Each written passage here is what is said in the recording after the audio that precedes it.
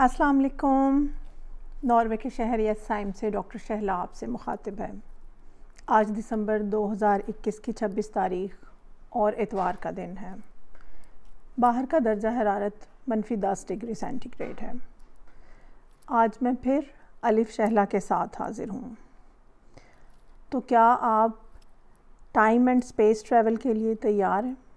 تو چلیے پھر چلتے ہیں 1982 اور 1983 میں سرگودا کی ایک کالونی میں، جہاں پر میں اپنے ماں باپ، 2 بھائیوں، رشتہ داروں، ماموں زاد بہن بھائی اور دوستوں کے ساتھ اپنے بچپن کے دن گزار رہی تھی۔ اسکول کی دوسری کلاس میں تمام تر شرارتوں کے ساتھ ساتھ ہم لوگوں نے کاغذ کی مختلف چیزیں بھی بنانی سیکھی تھیں۔ کاغذ کی کشتی، جہاز اور ٹوکریاں بنانا سیکھی گئیں۔ میرا کزن واؤ سادہ کشتی کے ساتھ ساتھ سوئے والی کشتی بنانے میں بھی ماسٹر تھا۔ جہاز بنانا تو خیر مجھے آج تک نہیں آیا، لیکن کشتی بنانی میں نے تب ہی سیکھ لی تھی۔ ہاں البتہ لڑکے جہاز بنانے میں بہت تیز تھے۔ اسی طرح ہم لڑکیوں نے کاغذ کا دن رات بنانا بھی سیکھا اور ہاتھوں کے ناخن بھی۔ مجھے خود تو یہ ناخن اتنی اچھی طرح سے بنانے نہیں آتے تھے، لیکن میری سہیلی نون اور کزن دونوں ہی مجھے ناخن بنا کر دے دیا کرتی تھی۔ فزیکل گیمز کے ساتھ ساتھ ہم لوگوں نے ان دنوں میں نام چیز جگہ بھی کھیلنا شروع کر دی تھی۔ نام چیز جگہ بھی میری فیوریٹ گیم ہے۔ بچپن کے بعد لڑکپن اور جوانی میں بھی بہت کھیلی ہے۔ اسی زمانے میں ہم لوگ ڈیکو مکھن ٹافی بہت زیادہ کھایا کرتے تھے اور اس کے بہت فونڈ آف تھے۔ ہمارے کزن جو بعد میں بڑی باجی کے شوہر بھی بنے، وہ ہم بچوں کو ڈھیر ساری ڈیکو مکھن ٹافیاں لا کر دیتے تھے۔ میرے چھوٹے بھائی بہزاد نے ڈیکو، جسے شہزاد گیڈو کہتا تھا، اس کی وجہ سے ان بھائی جان کا نام گیڈو بھائی ہی رکھ دیا تھا۔ گیڈو بھائی ہم تینوں بہن بھائیوں سے بہت پیار کرتے تھے اور خاص طور پر بچپن میں تو بہت ہی زیادہ۔ اگر باجی ہمارے لیے کویت سے چاکلیٹس، چوئنگمز، کپڑے اور کھلونے بھیجتی تھیں، تو گیڈو بھائی ڈیکو مکھن ٹافی کا پورا ڈبہ ہی لے آتے تھے۔ موٹر سائیکل پر بٹھا کر ہمیں سیر بھی کراتے تھے اور ہم بچوں کی فل موج کرواتے۔ رہتے تو وہ فیصل آباد میں تھے، لیکن جب بھی سرگودا آتے ہم بچوں کی عید ہو جاتی۔ باجی کی بھیجی ہوئی امپورٹڈ چوئنگمز اور چاکلیٹس کے ساتھ ساتھ ہم لوگ کبھی کبھار پاکستان والی ببل گمز بھی کھا لیا کرتے تھے۔ ایک ببل گم جو مے فیئر کی تھی وہ کافی بہتر تھی اور اس کے اندر سے گاڑیوں والے سٹکر بھی نکلتے تھے، لیکن مے فیئر کے علاوہ اس کے علاوہ بہت ساری گھٹیا اور غیر معیاری چوئنگمز بھی بکثرت ملتی تھیں۔ وہ کھانے کی ہمیں کبھی اجازت نہیں ملی۔ ٹافیوں میں فانٹا اور سانس ٹھنڈا کرنے والی کالے رنگ کی گولیاں بھی ہوتی تھیں، اور ہمیں ہوئسٹ کھانے کی بھی اجازت تھی، بلکہ ابا جی اکثر ہمیں ہوئسٹ کے پیکٹ ہی لا دیتے تھے۔ ان کا کہنا تھا کہ یہ گلے کے لیے اچھی ہے۔ اور دکانوں پر بکنے والی رنگ برنگی چھالیاں اور ناز پان مسالے کو میں کیسے بھول سکتی ہوں؟ وہ چھالیاں تو سرخی لگانے کے کام بھی آتی تھی۔ 1 روپے کے 100 ٹیڈی بسکٹ تو اس زمانے کی لینڈ مارک شاپنگ تھی۔ وہ ٹیڈی بسکٹ تو پورا ایک خزانہ تھے۔ گھر میں چھالیاں کھانا پسند نہیں کیا جاتا تھا، لیکن ڈیکو مکھن ٹافی کے ساتھ ساتھ مچلز کی ٹافیاں اور بٹر سکاچ بھی مل جایا کرتی تھی۔ گھر میں آئی ہوئی چیز کی وہ قدر تھوڑی ہوتی ہے جو دکان سے جا کر بندہ خریدتا ہے، لیکن گھر والوں نے دکان سے خریداری کی زیادہ اجازت نہیں دی تھی۔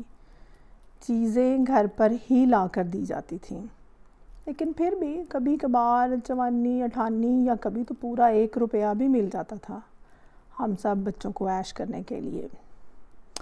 ہاں تو اب میں ذکر کرتی چلوں اس زمانے کے ٹی وی پروگراموں کا۔ باجی کے زمانے میں تو مجھے یاد ہے کہ جمعرات کو پروگرام اپنی بات لگتا تھا، جس میں سلمہ بیگ ملک بھر سے آئے ہوئے خطوں کو پڑھ کر سناتی تھی اور ان کے جواب دیتی تھی۔ الف نون، 50-50، کلیاں اس زمانے کے بڑے مشہور پروگرام تھے، اور الف لیلا تو میرا فیورٹ تھا۔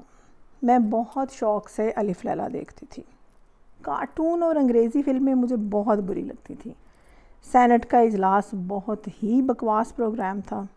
اردو خبریں مجھے کسی حد تک پسند تھیں، لیکن انگریزی خبریں بہت ہی خراب، سمجھ جو نہیں آتی تھیں۔ اس زمانے کے پی ٹی وی کے ڈرامے بہت مشہور اور معیاری تھے، لیکن ہم بچے ان ڈراموں میں کوئی زیادہ دلچسپی نہیں رکھتے تھے۔ ہاں، الف لیلا کی بات تو اور ہے نا۔ ٹی وی پر لگنے والی غزلیں، نغمے، گانے بالکل مجھے سمجھ نہیں آتے تھے، اور آف کورس بہت برے بھی لگتے تھے۔ اقبال کے اشعار اور فرمان قائد سمجھ میں تو نہیں آتے تھے، لیکن بلا ناغہ سننے کی وجہ سے زبانی یاد ہو گئے تھے۔ ہاں، طارق عزیز کا نیلام گھر شروع دن سے ہی مجھے بہت پسند تھا۔ مجھے یاد ہے کہ یہ جمعرات کو لگتا تھا۔ ٹی وی سے مجھے یاد آیا کہ اس زمانے میں والوں کے گھر ایک مہمان آیا۔ اس نے ٹی وی کو چلتا دیکھا تو اس میں چلتے پھرتے بندے نظر آئے۔ اس نے آؤ دیکھا نہ تاؤ پیچکس پکڑ کے ٹی وی کھول ڈالا کہ اس میں سے بندے باہر نکالوں گا۔ ایسے ایسے کاریگر لوگ بھی دنیا میں موجود تھے۔ باجی کے کویت چلے جانے کے بعد ٹی وی کبھی کبھار ہی چلتا تھا، کیونکہ میرے والدین ٹی وی دیکھنے کے زیادہ شوقین نہیں تھے، اور ابا جی تو ٹی وی کو ویسے ہی گمراہی کا باعث بننے والی مشین سمجھتے تھے۔ اس گھر میں رونقیں تو سب باجی کی وجہ سے ہی تھیں۔ یہ بات بالکل حقیقت ہے۔ سب سے زیادہ ہم جس کو یاد کرتے تھے وہ باجی ہی تھی۔ خدا کا کرنا یہ ہوا کہ باجی کویت سے کچھ دنوں کے لیے پاکستان آئیں، شاید اپنے بی اے کے پیپر دینے، مجھے ایگزیکٹلی معلوم نہیں ہے۔ خیر، ہم بچوں کی تو موجیں لگ گئیں باجی کے آ جانے سے۔ وہ کچھ عرصہ رہیں۔ اس زمانے میں باجی نے اپنے کیمرے میں ہم لوگوں کی بے شمار تصویریں بنائیں۔ ہم سب اپنے ننہالی گاؤں بھی گئے، وہاں بھی ڈھیروں تصویریں بنائیں۔ ڈیرے پر گئے، کیلے کے درختوں اور گلابی پھولوں کے ساتھ ہم سب بچوں کی تصویریں آج بھی باجی کی البم میں موجود ہوگی۔ ڈیرے پر کیلے کے درخت کے ساتھ ایک تصویر اماں باجی کی بنانا چاہ رہی تھی، اکیلے کی۔ جیسے ہی وہ تصویر بنانے لگیں، بہزاد بھی بھاگ کر آیا اور اماں کے ساتھ کھڑا ہو گیا۔ یوں اماں اور بہزاد دونوں کی تصویر بن گئی۔ ساری ان ڈیولپڈ ریلیں لے کر باجی کویت چلی گئیں، اور وہیں سے وہ ساری تصویریں ڈیولپ بھی کروائیں۔ جب تک وہ تصویریں ہم لوگوں کے پاس پہنچیں، ہماری زندگی ایک بہت بڑے سانحے کا شکار ہو چکی تھی۔ یہ بات ہوگی اگست 1983 کے پہلے ہفتے کی، جب ہم سب لوگ باجی اور گیڈو بھائی سمیت اپنے ددہالی گاؤں گئے۔ پھوپھیوں، دادی جان اور تایا جان سے ملاقات ہوئی۔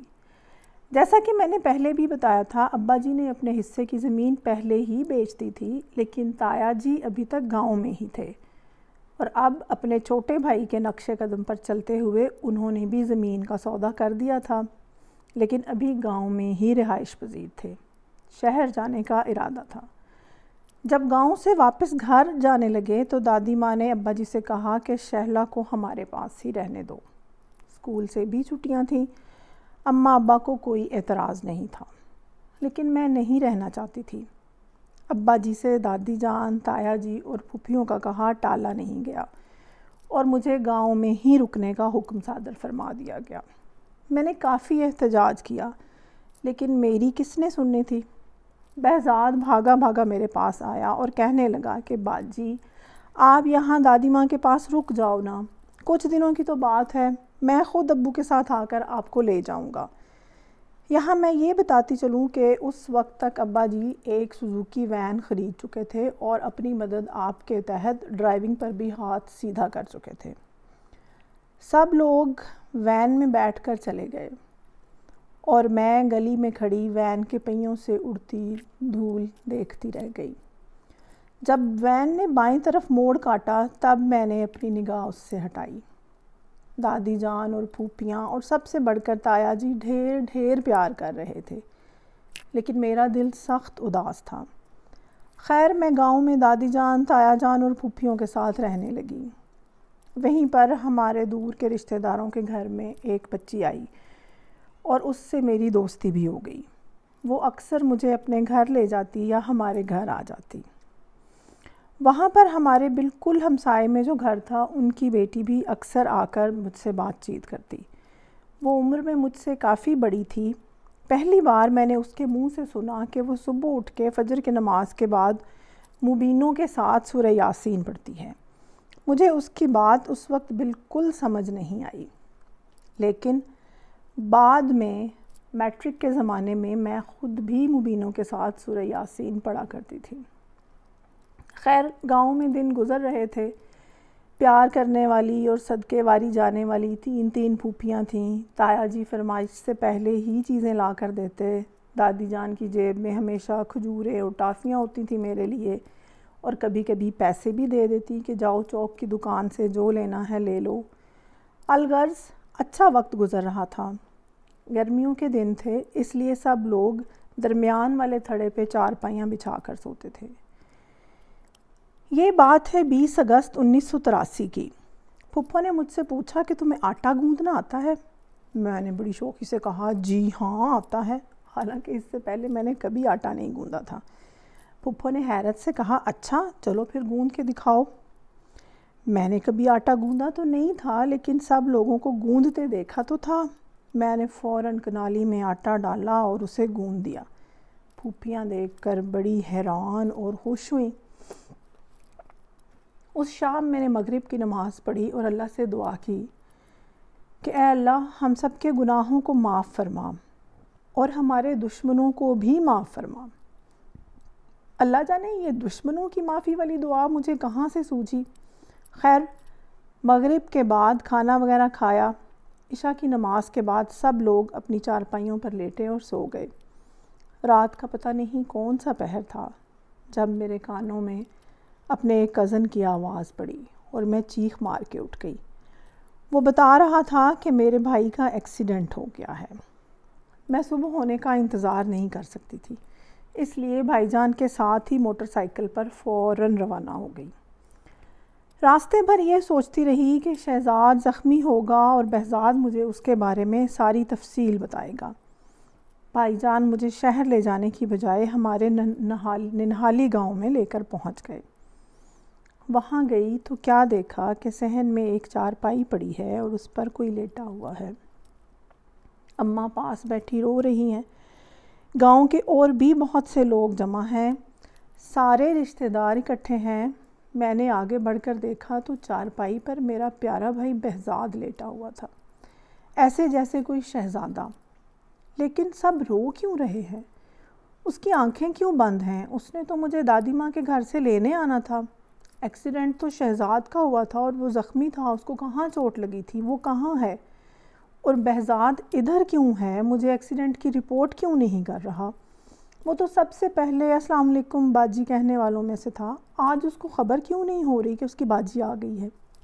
وہ کیسے اٹھتا؟ وہ تو اس دار فانی سے کوچ کر چکا تھا۔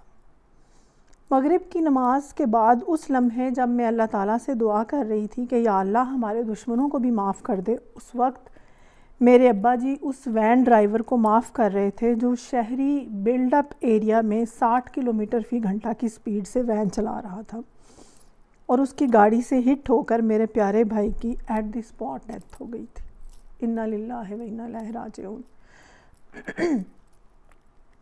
گاؤں میں جا کر رہنے سے پہلے میں اکثر اپنی سہیلی واہلوں کی چھوٹی بیٹی این کے ساتھ شام کو دودھ لینے جایا کرتی تھی۔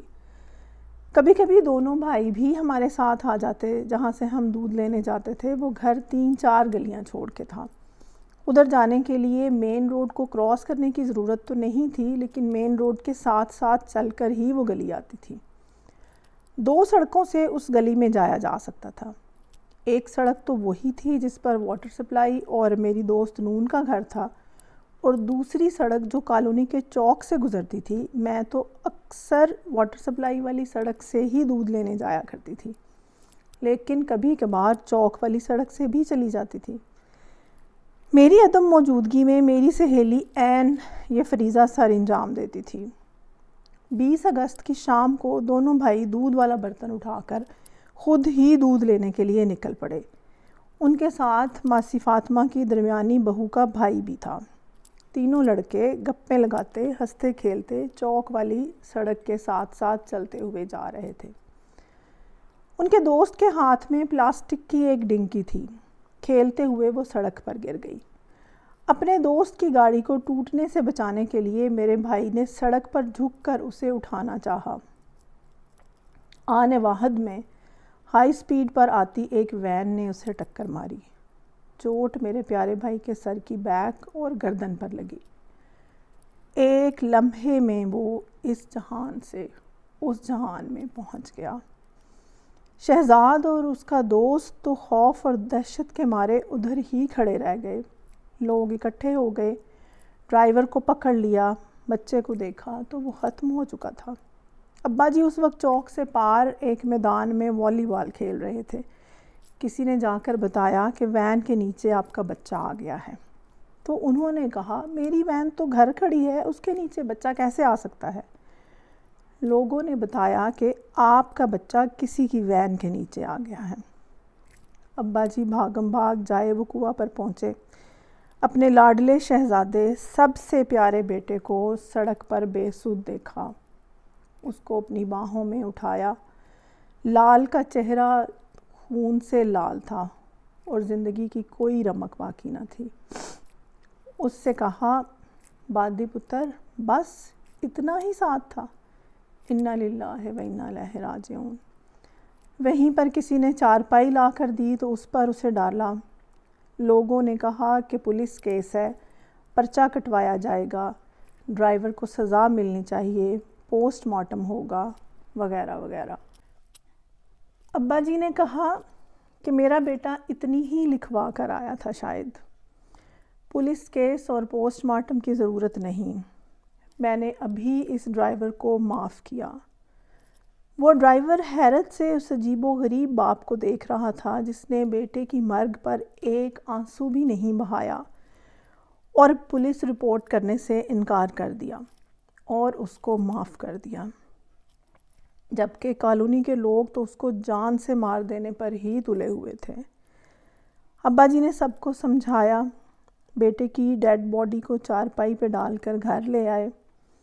اماں، جس نے صبح ہی دونوں بھائیوں کو نہلا کر سفید کرتے اور گلابی نکریں پہنائی تھیں، منتظر تھیں کہ بچے دودھ لے کر آ جائیں تو اسے بوائل کریں۔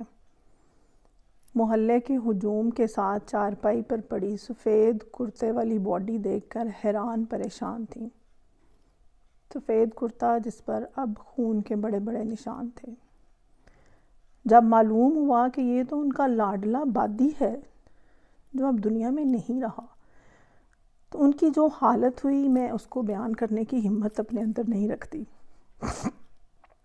بس ایک قیامت تھی جو ہماری فیملی پر ٹوٹ پڑی۔ 20 اگست 1983 ایک ایسی تاریخ ہے جس نے میری فیملی کی زندگی کو 2 حصوں میں تقسیم کر دیا۔ اس سے پہلے اور اس کے بعد کے حالات میں زمین آسمان کا فرق ہے۔ بہزاد کی وفات ایک حادثہ نہیں بلکہ ایک ایسا واقعہ تھا جس نے میری فیملی کی زندگی کو ہی بدل ڈالا۔ اس کی وفات کے آفٹر ایفیکٹس کے بارے میں بعد میں بات کرتی ہوں۔ ابھی چلتے ہیں واپس میرے ننہالی گاؤں جہاں پر اس کی ڈیڈ باڈی پہنچا دی گئی تھی۔ اماں کی خواہش تھی کہ ان کے بیٹے کو ان کے میکے گاؤں میں ہی دفن کیا جائے۔ مجھے جب خبر ہوئی کہ میرا پیارا بھائی بادی، جس کو شہزاد گاگی کہتا تھا، جس نے مجھے دادی ماں کے گھر رہنے کے لیے کنوینس کیا تھا، جو میرا نام منزل رکھنا چاہتا تھا، جو اللہ میاں کے پاس جا کر ہمیں ڈھیر ساری چیزیں بھیجنے والا تھا، وہ واقعی اللہ میاں کے پاس چلا گیا ہے، تو میں دھاڑے مار مار کے روئی۔ ہائے اللہ جی، میرا بھائی کہاں چلا گیا بھی کہا۔ اس کے چہرے کو دیکھا، گردن پر خون بھی نظر آیا۔ جب پتہ چلا کہ دودھ لینے گیا تھا تو اپنے آپ پر غصہ آیا کہ کیوں گاؤں میں رکی۔ اگر میں ہوتی تو کبھی ایسا نہ ہوتا، لیکن مجھے روکنے والا بھی تو وہ خود ہی تھا۔ خیر، اس کو نہلا دھلا کر کفن پہنایا گیا۔ میرا شہزادہ بھائی ایک معصوم فرشتے جیسا دکھ رہا تھا۔ نماز جنازہ کے بعد اسے گاؤں کے قبرستان میں سپرد خاک کر دیا گیا۔ جتنے دن ہم گاؤں میں رکے میں ہر روز اس کی قبر پر جاتی، روتی اور فاتحہ پڑھتی۔ کچھ دن کے بعد ہم لوگ واپس شہر آ گئے، لیکن زندگی اکثر بدل چکی تھی۔ میرے بھائی کی طبعی عمر تو 3 سال 7 ماہ اور 28 دن تھی، لیکن اپنی باتوں، حرکات و سکنات، سمجھداری، پیار اور محبت کی وجہ سے وہ کسی بھی نوجوان سے کم نہیں تھا۔ ہم تینوں بہن بھائیوں میں سب سے زیادہ حاضر جواب، مزاحیہ، حساس اور کیئرنگ تھا۔ ابا جی کا سب سے زیادہ لاڈلا اور اماں جی کا پکا حامی۔ اماں کو پریشان دیکھ کر فوراً ہی پوچھتا کہ کیا ابا جی آپ سے ناراض ہوئے ہیں، یا سر میں درد ہے تو میں آپ کا سر دبا دوں۔ بھائی کو سبق پڑھانے والا۔ انہی دنوں شہزاد کو ایک انگلش میڈیم اسکول میں داخل کرایا ہوا تھا اور وہ اس کو پڑھا رہا ہوتا تھا، بولو بھائی ایلیفینٹ، بھائی بولو فٹافٹ۔ ابا جی سے لڑائی بھی کر لیتا، لیکن سوتا بھی ان کے بستر میں گھس کر۔ اور میرا نام تو اس نے منزل رکھنا تھا۔ میں بھی پاکستان ہوں، تو بھی پاکستان ہے، اس کا فیورٹ نغمہ تھا۔ میں جو آج اپنی یادداشت کی وجہ سے باقی لوگوں سے کافی ڈیفرنٹ ہوں، اگر میرا بھائی بہزاد زندہ ہوتا تو میرا نمبر اس کے بعد آتا۔ وہ مجھ سے کہیں زیادہ ذہین، چست، توانا اور زندگی سے بھرپور تھا۔ خالہ کو جب کویت میں اس کی ڈیتھ کی خبر ملی تو انہوں نے اماں اور بہزاد والی تصویر میں سے بہزاد کی تصویر کو کراپ کر کے بڑا کروایا اور ایک خوبصورت گولڈن فریم میں وہ تصویر لگوائی۔ بہزاد کی تصویر والا وہ فریم بڑا عرصہ خالہ کے گھر کی بیٹھک میں کارنس پر سجا رہا۔ بعد میں وہ تصویر ہم اپنے گھر لے آئے۔ جس کمرے میں وہ تصویر پڑی تھی، ابا جی اس میں داخل ہوتے تو کہتے، السلام علیکم بادی پتر، کیا حال ہے؟ میں نے کئی دفعہ اکیلے میں ان کو اس کی تصویر سے باتیں کرتے دیکھا ہے۔ اماں ہر وقت اس کو یاد کر کر کے روتی رہتی تھی۔ بہزاد کے غم کو انہوں نے اتنا دل سے لگایا کہ انہیں ڈائبٹیز ہو گئی اور بلڈ پریشر بھی۔ ان دنوں اماں شاید ایکسپیکٹ کر رہی تھیں۔ اسی غم میں اور شوگر کی وجہ سے وہ اتنی بیمار ہو گئیں کہ جو لڑکی پیدا ہوئی اس کی پیدائش سے پہلے ہی ڈیتھ ہو گئی اور اماں خود مرتے مرتے بچیں۔ اس کے بعد بھی ان کی صحت کے مسائل بہت زیادہ پیچیدہ ہو گئے۔ بیٹے کے ایک غم نے انہیں مزید کئی غموں سے دوچار کر دیا تھا۔ میرا بھائی شہزاد جو ان دنوں اسکول جانا شروع ہوا تھا، اس نے اپنے بھائی کو اپنی آنکھوں کے سامنے دنیا سے رخصت ہوتے ہوئے دیکھا تھا۔ وہ اتنا خوفزدہ ہو گیا کہ اسکول جانے سے انکاری ہو گیا اور وہ کتنا عرصہ گھر سے نکل کر سڑک پر نہیں جاتا تھا۔ رہ گئی بات میری تو میں تو خود اس کے منتظر تھی کہ وہ دادی اماں والے گاؤں کے گھر سے مجھے لینے آئے گا۔ میں یہی سوچتی رہتی کہ کاش میں ادھر نہ رکتی۔ میری سہیلی عین بھی ہم سب بہن بھائیوں سے بہت پیار کرتی تھی۔ وہ اکثر میرے ساتھ بیٹھ کر گھنٹوں بادی کی باتیں کرتی رہتی۔ وہ بھی اپنے آپ کو برا بھلا کہتی کہ کاش وہی دودھ لینے چلی جاتی، بادی تو اس دنیا میں ہوتا۔ ان حالات میں میرے کزنز واؤ اور نون بھی گاؤں واپس چلے گئے اور دوبارہ واپس نہیں آئے، بلکہ گاؤں میں ہی دوبارہ سے تعلیم شروع کر دی۔ میں سارا دن شہتوت کے درخت پر بنی ہوئی ایک مچان پہ چڑھ کے بیٹھ جاتی اور اپنے بھائی کو یاد کر کے روتی رہتی۔ وہ کیا گیا، ساری فیملی کا شیرازہ ہی بکھر گیا۔ اسی دوران تایا جی دادی ماں اور پھوپھیوں کے ساتھ گاؤں سے شہر میں شفٹ ہو چکے تھے۔ ایک بار پھر دادی ماں کی فرمائش پر مجھے ان کے ساتھ رہنے پر فورس کر دیا گیا۔ میرے لاکھ انکار کے باوجود مجھے ان کے پاس بھیج دیا گیا۔ یہ ایک چھوٹا سا قصبہ تھا، سرگودا جتنا بڑا شہر نہیں تھا، لیکن تایا جی نے اپنی زمین بیچ کر وہاں پر کوئی کاروبار شروع کیا تھا اپنے کسی دوست کے ساتھ مل کر، اس لیے وہیں پر شفٹ ہو گئے تھے۔ تو پھوپھیاں اور دادی ماں بھی ساتھ تھے۔ بڑی پھوپھو کی اس وقت شادی ہو چکی تھی، لیکن ابھی ان کی کوئی اولاد نہیں تھی۔ ان کے ہسبینڈ ان دنوں کوئی پولی ٹیکنیکل کالج سے ڈپلومہ وغیرہ کر رہے تھے۔ ان کا اپنا گھر تو گجرات میں تھا، لیکن پڑھائی کی وجہ سے ان دنوں وہ پھوپھو کے ساتھ ادھر ہی رہ رہے تھے۔ ابا اماں اور شہزاد وین میں بٹھا کر مجھے تایا جی والے جس گھر میں چھوڑ کر آئے اس کا نقشہ کچھ اس طرح تھا۔ ایک بڑے سے کھلے میدان کے سامنے 2 گھر تھے جن کی دیواریں آپس میں ملی ہوئی تھیں۔ ان میں سے ایک گھر وہ تھا جہاں میری ددھالی فیملی رہائش پذیر ہوئی تھی۔ گھر کا لکڑی کا دروازہ کراس کر کے اینٹوں کے فرش والا ایک بڑا صحن تھا۔ صحن کے بائیں کونے میں لیٹرین اور غسل خانہ تھا، ساتھ ہی ایک پکے کھرے میں نلکا لگا ہوا تھا۔ صحن کی دیوار کے ساتھ ایک بہت ہی خوبصورت شریں کا درخت تھا۔ صحن میں کچن کی دیوار کے ساتھ مرغیوں کا ایک لکڑی سے بنا ہوا ڈربا یعنی کہ کھڈا بھی تھا۔ میری دونوں چھوٹی پھوپھیوں کا مرغیاں پالنے والا شوق ابھی بھی قائم تھا اور ان کے پاس کوئی 25-30 مرغیاں تھیں۔ صحن کے بعد پکے فرش والا ایک برآمدہ تھا۔ بائیں طرف باورچی خانہ تھا جس میں مٹی کے تیل والے چولہے پر کھانا بنتا تھا۔ باہر صحن میں بھی مٹی کا بنا ہوا چولہا تھا جس پر ساگ وغیرہ بنتا تھا لکڑیاں جلا کر، اور سردیوں میں نہانے کے لیے پانی بھی اسی چولہے پر گرم ہوتا تھا۔ برآمدے کے پیچھے 2 کمرے اور ایک بیٹھک تھی۔ کمروں میں سے ایک میں 5-6 چارپائیاں اوپر تلے رکھی ہوئی تھیں اور دوسرے کمرے میں پیٹیاں اور صندوق تھے۔ وہیں پر ایک چارپائی تھی جس پر دادی اماں اور ان کے ساتھ میں سوتی تھی۔ بیٹھک میں کرسیاں، میز اور پلنگ بھی تھے جہاں پر تایا جی سوتے تھے۔ بیٹھک کا ایک دروازہ دادی ماں والے کمرے میں کھلتا تھا اور دوسرا باہر ایک گلی سی میں جو گھر کے صحن کی طرف چلی جاتی تھی۔ کوئی بیرونی مہمان تو میں نے کم ہی وہاں آتے جاتے دیکھا، لیکن بیٹھک کی کرسیوں کی ڈسٹنگ روزانہ چھٹی پپو کے ذمہ تھی۔ گرمیوں کی چھٹیوں کے بعد مجھے قریبی اسکول میں داخل کرا دیا گیا۔ اسکول کیا تھا، 3-4 کمروں پر مشتمل ایک چھوٹی سی عمارت تھی۔ بمشکل 3 یا 4 استانیاں تھیں۔ لڑکے لڑکیاں اکٹھے پڑھتے تھے۔ میری کلاس کی انچارج ٹیچر اسکول کی ہیڈ مسٹریس بھی تھیں۔ اسکول گھر سے واکنگ ڈسٹنس پر تھا۔ میرے گھر سے کوئی 2-4 منٹ کی واک ہوگی۔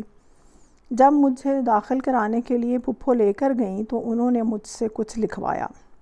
لکھائی کے سلسلے میں میں کتنی ماہر ہوں اس کا تو آپ سب کو بھی اچھی طرح سے پتہ ہے۔ اتنی گندی ہینڈ رائٹنگ دیکھ کر استانی جی تقریباً انکار ہی کر چکی تھیں، لیکن پھپھو نے ان کو بتایا کہ میں پڑھنے میں کافی ہوشیار ہوں، لکھائی کی فکر نہ کریں، وہ میری ٹھیک کروا دیں گی۔ استانی جی نے مجھے تیسری کلاس میں داخل کر تو لیا، لیکن لکھائی پر خصوصی توجہ دینے کی تاکید بھی کی۔ میں تو پہلے ہی ماں باپ کے بغیر رہنا نہیں چاہتی تھی، اوپر سے اسکول میں کو ایجوکیشن، استانی جی کا لکھائی ٹھیک کرنے کا مطالبہ اور پھپھو کی یقین دہانی۔ میں نے تو اپنے برے دنوں کا انتظار شروع کر دیا۔ مجھے صاف نظر آ رہا تھا کہ اب تک میری شرارتوں اور ہوشیاریوں کے جو سلسلے چل رہے تھے وہ اب یہاں نہیں چلنے والے۔ اماں تو ایک تھیں لیکن پھوپھیاں 3 ہیں، وہ کہاں چھوڑیں گی مجھے، پڑھا کر ہی دم لیں گی۔ یہاں مجھے سرگودا کا ایک واقعہ یاد آ گیا ہے۔ میرا خیال ہے کہ دوسری کلاس کے آخر یا تیسری کے شروع کے دن ہوں گے، بہزاد کی ڈیتھ سے پہلے کی بات ہے۔ ایک دن میں صبح اٹھی، یونیفارم وغیرہ پہنا، ناشتہ کیا اور کچن میں چلی گئی۔ سارے برتن اکٹھے کیے، پیڑھی پر کھڑے ہو کر واش بیسن میں موجود برتن دھوئے، صفائی کی۔ اماں چپ کر کے دیکھتی رہیں۔ آخر مجھ سے بولی کہ آج اسکول نہیں جانا؟ میں نے کہا کہ نہیں، میں آپ کے گھر کے سارے کام کروں گی، صفائیاں کروں گی، برتن دھوؤں گی، لیکن اسکول نہیں جانا۔ اماں نے پیار سے سمجھایا کہ نہیں بیٹا، اسکول جاؤ، کام میں خود کر لوں گی، لیکن میں کہاں ماننے والی تھی۔ اماں نے مارنے کے لیے بیت کی سوٹی نکال لی۔ مار سے بچنے کے لیے میں گھر سے باہر نکل کر سڑک پر بھاگ گئی، اپنی سہیلی نون کے گھر کی طرف جو اسکول سے اپوزٹ سائڈ پر تھا۔ اماں پیچھے پیچھے اور میں آگے آگے۔ اماں خود کہاں مجھے پکڑ سکتی تھیں۔ انہوں نے ادھر سے گزرتے ہوئے ایک آدمی سے کہا کہ اس بچی کو پکڑ کر میرے پاس لانا۔ اس منحوس آدمی نے مجھے بازو سے پکڑا اور اماں کے پاس لے آیا۔ یونیفارم تو پہلے ہی پہنا ہوا تھا، بستہ اماں کے ہاتھ میں تھا۔ اماں نے بستہ میرے ہاتھ میں تھمایا اور کہا چلو اسکول۔ میں نے کہا کہ اب تو اسکول کا وقت ہی نہیں رہا، گیٹ بند ہو گیا ہوگا۔ اماں نے کہا کوئی بات نہیں، ہیڈ مسٹریس والے کمرے کے دروازے سے چلی جانا، لیکن جانا تو پڑے گا۔ میں نے بہت منت سماجت کی، لیکن شیر کی بچی نے ایک نہ مانی۔ گھر سے لے کر اسکول تک سوٹی کے ساتھ مارتے ہوئے لے کر گئی۔ میں چلتی تو ٹھیک، رکتی تو ایک سوٹی پڑتی۔ روتی پیٹتی اسکول گئی۔ ہیڈ مسٹریس کو اماں نے بتایا کہ بچی کو اسکول آنے میں دیر ہو گئی ہے، لیکن آپ پلیز اس کو کلاس میں جانے دیں۔ وہ دن گیا۔ اس کے بعد میں دوبارہ اسکول سے نہیں بھاگی۔ دوبارہ یہ کام UET کے زمانے میں کیا تھا، لیکن اماں پھر آڑے آ گئی۔ کسی خاص مٹی کی بنی ہوئی تھی، میری ایک نہ چلنے دی۔ آج بھی اگر زندہ ہوتی تو مجھے راہ راست پر ڈال چکی ہوتی، میں یوں بیٹھ کر ولاگز نہ بنا رہی ہوتی۔ خیر، وہ تو ایک اماں تھیں جن کو چیٹ کرنا بھی آسان نہیں تھا، اور یہاں پر تو تین پھوپھیاں تھیں، ایک دادی ماں، تایا جی اور پھوپھا جی، اور میں ایک بچہ بیچارہ۔ مجھے معلوم تھا کہ اپنی دال نہیں گلنے والی، شرارتیں کم اور پڑھائی زیادہ کرنی پڑے گی۔ روب جھاڑنے کے لیے چھوٹے بھائی بھی نہیں تھے۔ ہر طرح کے گیان دینے والی ماسی مصیبتے کی بیٹی پے بھی نہیں تھی، اور میری ہمدرد اور مونس سہیلی عین بھی نہیں تھی۔ نون اور واؤ بھی واپس گاؤں جا چکے تھے، تو ساری سلطنت اپنی اوپر نیچے ہو چکی تھی۔ زندگی یکسر بدلنے والی تھی۔ پڑھنا بھی پڑے گا اور لکھنا بھی، اور میتھس کے جو ٹرکس مجھے آتے تھے وہ یہاں کام کرنے والے نہیں تھے۔ کلاس میں لڑکیاں بھی تھیں اور لڑکے بھی، یعنی کہ مقابلہ اب صنف مخالف سے بھی تھا۔ ابھی بھائی کو کھونے کا غم بھی تازہ تھا۔ ماں باپ اور دوسرے بھائی کی جدائی بھی امپوز کر دی گئی۔ ابھی تک تو نانکوں کے پیار سے واقفیت ہو چکی تھی، لیکن دادکوں کے پیار کا مزہ چکھنا ابھی باقی تھا۔ اس میں کوئی شک نہیں کہ میری تینوں پھوپھیوں نے میرا حد سے زیادہ خیال رکھا اور بے انتہا پیار دیا۔ بڑی پھوپھو جو انتہائی عبادت گزار اور پرہیزگار خاتون تھیں، وہ میرا یونیفارم دھوتی اور استری کرتی تھیں، کھانا بھی بناتی تھیں۔ میں نے ہر وقت ان کو درود شریف اور استغفار پڑھتے دیکھا۔ 5 نمازیں اور تہجد بھی پڑھا کرتی تھیں باقاعدگی سے۔ عشاء کے بعد سورہ واقعہ پڑھنا ان کی روٹین تھی۔ ان کی دیکھا دیکھی میں نے بھی سورہ واقعہ پڑھی 1-2 بار، لیکن اس میں موجود دوزخیوں کے حالات پڑھ کے مجھے بہت ڈر لگتا تھا۔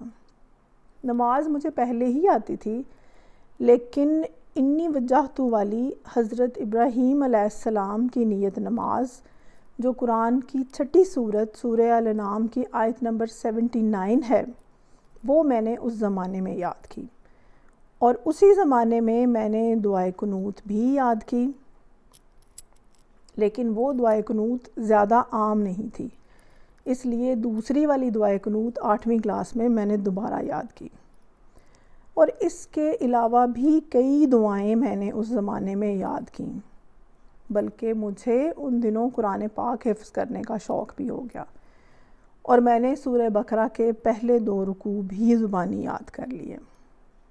درمیانی پھپھو جو مزاج کی ذرا تیز اور بہت غصے والی تھیں، میری سب سے زیادہ دوستی انہی کے ساتھ تھی۔ وہ میری میتھس کی ٹیچر ہیں۔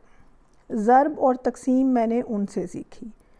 وہ میرے لیے خوبصورت کپڑے سیتی تھیں، وہ سلائی، کڑھائی، سویٹر بننے کی ماسٹر تھیں، بلکہ وہ اور چھوٹی پھپھو ایک ووکیشنل اسکول میں بھی جاتے تھے، جہاں پر انہوں نے سلائی، کڑھائی اور دوسری کئی چیزیں بنانے کی باقاعدہ ٹریننگ حاصل کی۔ میں اکثر ان کو اپنے اسکول کے مختلف پروجیکٹس کرتے ہوئے دیکھتی، اور کچھ چیزیں تو میں نے بھی سیکھ لی ان کو دیکھ کر۔ درمیانی پھپھو نے پاؤں سے چلنے والی سنگر کی کڑھائی اور سلائی مشین بھی رکھی ہوئی تھی۔ پھپھو کے سارے کام مجھے بہت زیادہ فیسینیٹ کرتے تھے، اور میں اکثر ان کی نظر والی اینک لگا کے پھرتی رہتی تھی۔ سب سے چھوٹی پھپھو میرا سب سے امپورٹنٹ کام کرتی تھی، یعنی کہ مجھے نہلانا دھلانا اور سر سے جوئیں نکالنا۔ پتہ نہیں عمر ہی ایسی تھی، ہاتھ پاؤں بھی مٹی سے کالے سیاہ ہو جاتے تھے، اور جوئیں پتہ نہیں کہاں سے آ جاتی تھیں۔ اپنے گھر میں تو خالی اماں تھیں، لیکن یہاں پر تو تین پھوپھیاں تھیں۔ جوئیں بیچاری سر میں کہاں ٹک سکتی تھیں۔ اور تایا جی تو سب سے زیادہ پیار کرتے تھے، میں ان کی لاڈلی تھی، ہر چیز وہ بنا مانگے میرے لیے لے کر آتے۔ انہوں نے ہی مجھے بچوں کی کتابوں کا ایک سیٹ لا کر دیا، جس میں سیرت نبوی صلی اللہ علیہ وآلہ وسلم کی 2 کتابیں، صحابہ کی کہانیوں پر مشتمل ایک کتاب اور اس کے علاوہ 3-4 اور کتابیں تھیں۔ یہ میری زندگی کی پہلی باقاعدہ کتابیں ہیں جو میں نے پڑھیں۔ سیرت نبوی صلی اللہ علیہ وآلہ وسلم کی مکی اور مدنی زندگی کے حالات سے اولین واقفیت مجھے انہی کتابوں سے ہوئی۔ کسریٰ کے کنگن میں سوراخا والا واقعہ میں نے پہلی بار صحابہ کی کہانیوں میں پڑھا۔ اسی طرح اور بھی کئی واقعات کچے ذہن پر ان کتابوں کے نقش بڑے دیر پا تھے۔ اب آتے ہیں دادی ماں کی طرف، تو رات کو میں ان کے ساتھ ہی سوتی تھی۔ سونے سے پہلے وہ مجھے کہانیاں سناتی تھیں، جن میں سے چیچا لودھی کی کہانی سب سے زیادہ مشہور اور خود ان کی بھی فیورٹ تھی۔